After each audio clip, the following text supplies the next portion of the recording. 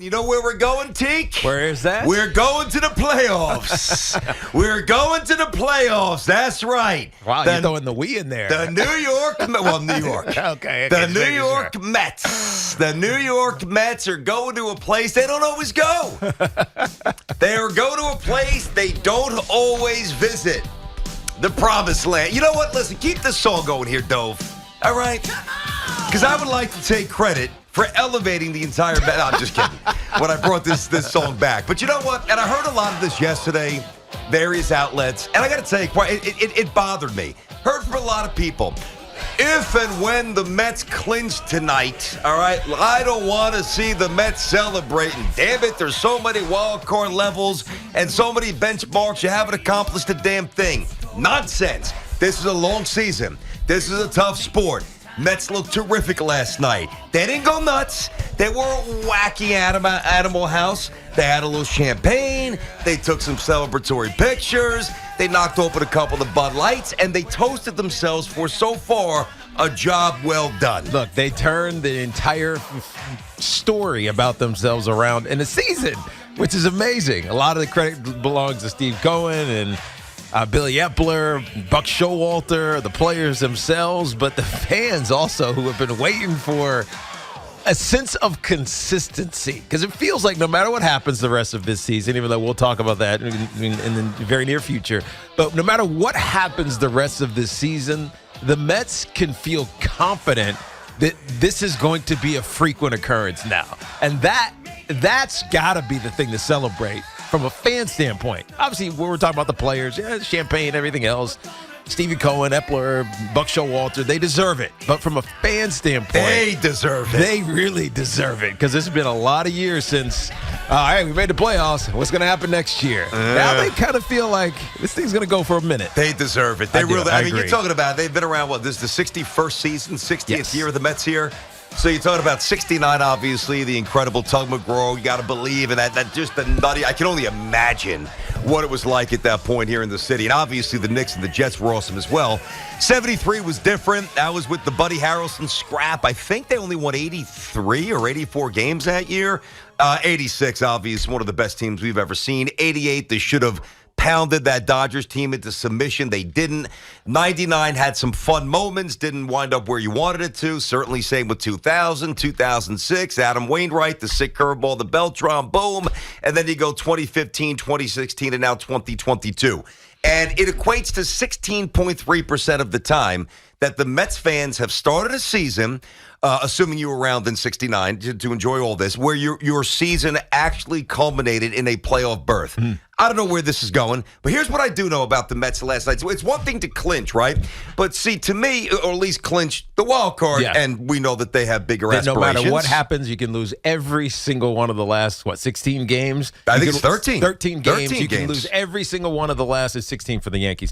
Every one of the last 13 games, and you're still going to be in the postseason playing 3 games with 2 of the best pitchers in baseball. And you got the Nats on the back end, and the Braves are playing the Nats now. Braves aren't going to stop losing, so you got to keep pulling and serve. If they were to go 7-6 the rest of the way, which I think they'll win more, they'll win 101 games. If they go 8-5, they're 102. If they go 9-4, they're 103. Anything beyond that, they will pop champagne because they will have nailed down a division for sure. I mean, listen, there's 13 games to go, but last night, and again, I don't know where the Yankees are going, even though I don't think the Yankees are winning the World Series. I don't know where the Mets go, even though I don't think the Mets are going to win the World Series. I've been on the record with both now for about 5-6 weeks, whatever.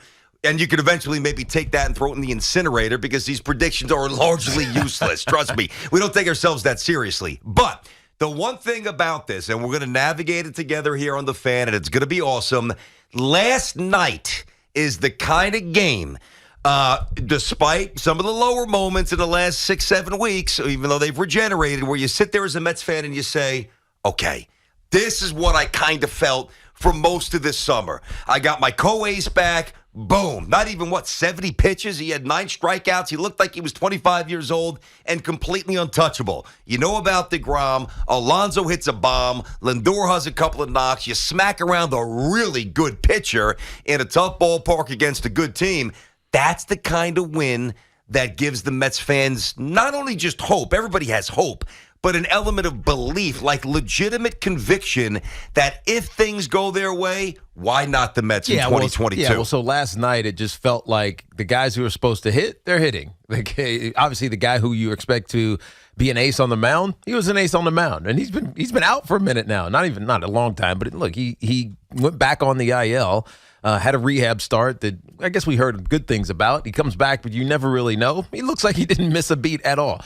So for a guy who's 37, almost 38 years old, maybe that little rest that he self-identified was the perfect thing for him. Is he those perfect 6 innings, which is unbelievable for a guy his age. But that's why you start dreaming. However, when you start dreaming, you then start to get into the reality of, okay, let's dream we're going to get to the World Series. Who we facing?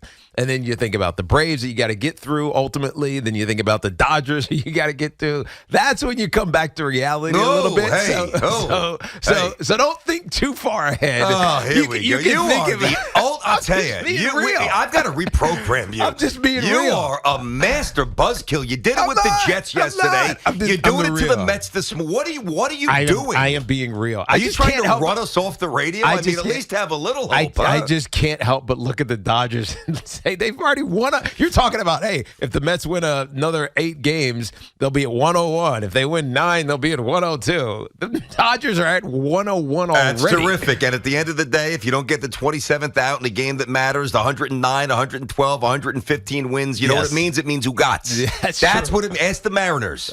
Means nothing. Yes, you're very right. You know, and listen, do I think the Dodgers are better? Yeah, of course I do, and that's one of the reasons why I don't necessarily think that the Mets will win the World Series. But you know, as we reference some of these years for the Mets, and again, we weren't around in '69, but the '86 season always resonates. But to me, and this is on Davey, and not to rewrite or relitigate history, who cares at this point? Yeah. But '88 was a team The Mets should have stomped that Dodgers team. They were so much better. It wasn't even close. What's the line from from the Breakfast Club? Not even close, bud. It wasn't even close. And I know that you and Ron, they were becoming blossoming football stars in the great state of Virginia when this was going on. But I was sitting on my couch watching. All right. And I remember that Dodgers team. I mean, I'm looking at these guys. I'm like, the Mets are going to annihilate this team. And what happened? They lost.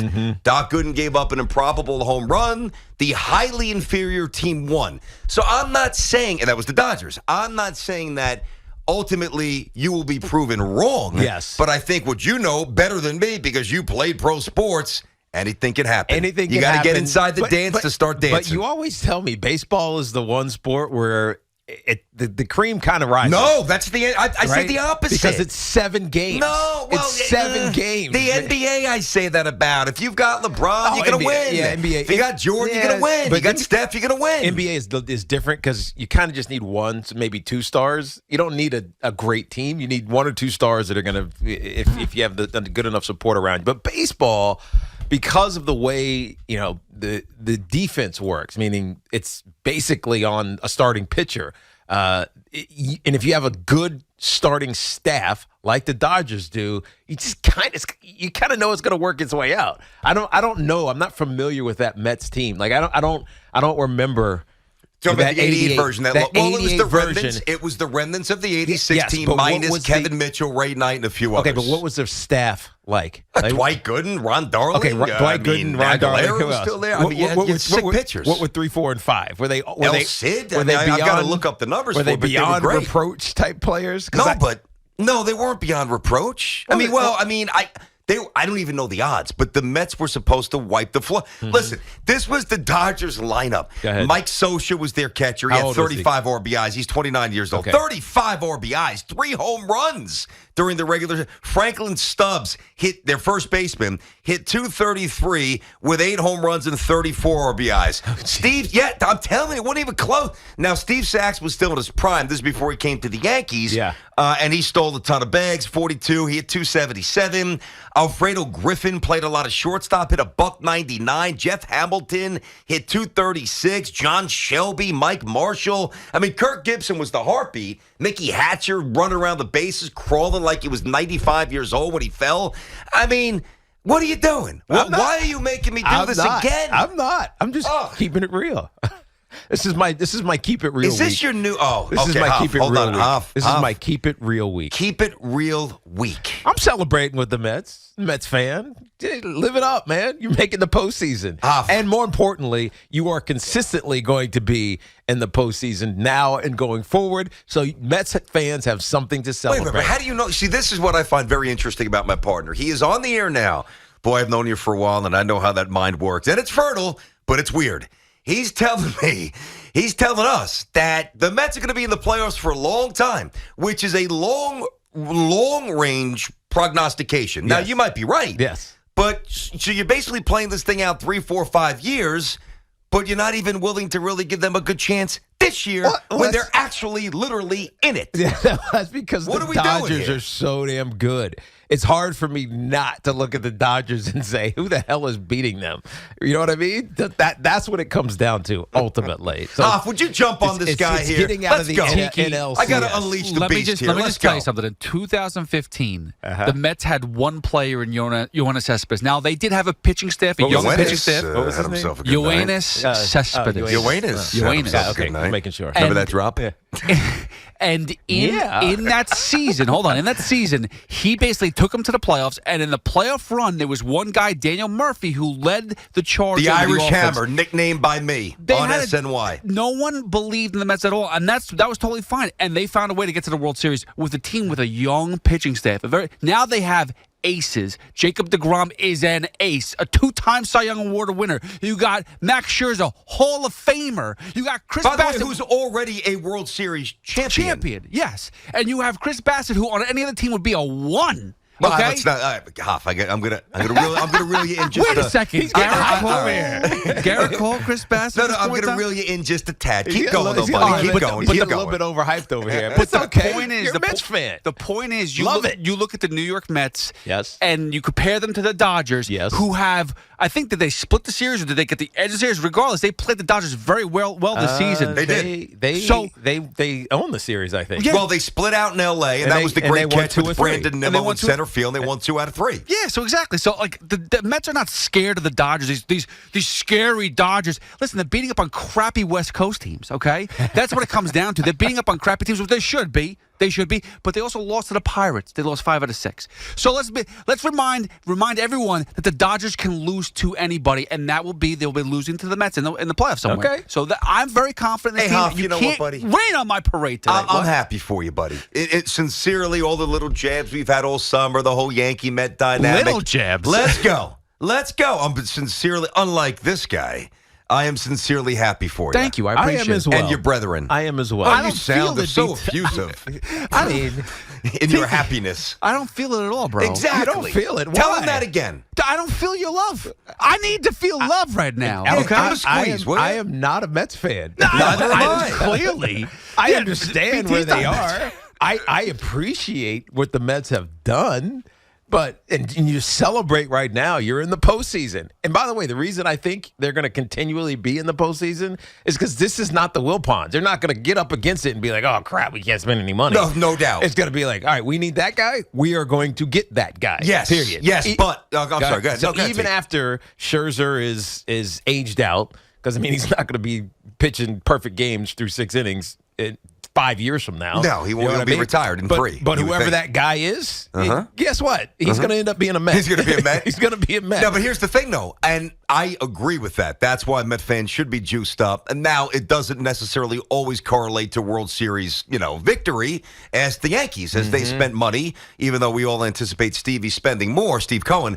But the Met fan also had this belief, and he just referenced this in the World Series, inside of a decade, 6 years ago, basically, 7 years ago, where you looked at this young staff, you're like, we're here for a long time. We are just walking into the party. Yeah. And they haven't been to the playoffs since. Yeah, that's right. No, that was. I mean, the 1 year, obviously, 16 they got back. It doesn't but you know count. what I mean? I'm That sorry. doesn't We count. talked about that. Yeah, You could burn that flag for You know all what I I'm care. saying. That was Harvey, Syndergaard, and all those DeGrom. guys. And here's the thing, though, is the reality is you say that the Mets will be here for a long time.